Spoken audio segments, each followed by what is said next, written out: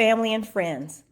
Today, we'll continue the discussion about mosquito-borne diseases and focus on dengue fever.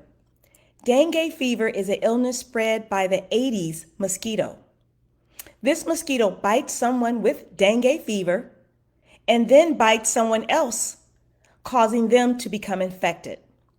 The virus is typically seen in tropical and subtropical areas such as Central and South America, Africa, the Pacific Islands, and parts of Asia.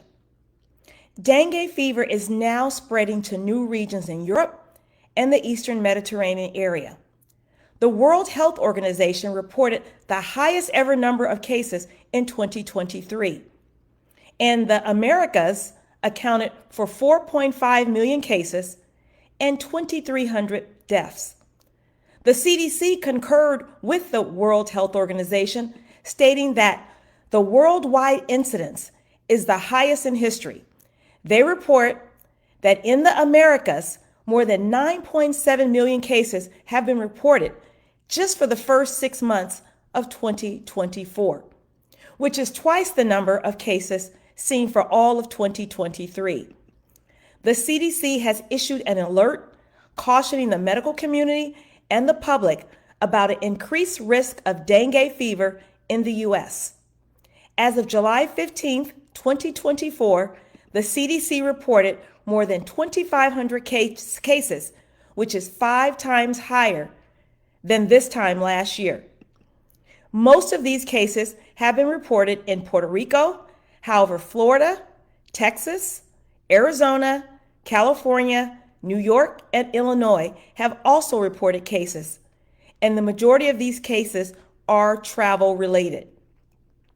Dengue fever is not contagious from person to person, except when a pregnant mom passes it to her unborn child. Most dengue infections do not cause symptoms.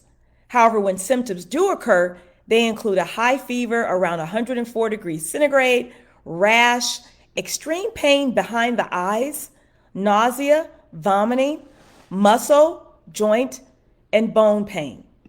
If symptoms arise, they usually occur 4 to 10 days after a mosquito bite and can last for 3 to 7 days. Unfortunately, there's no medicine to treat dengue fever.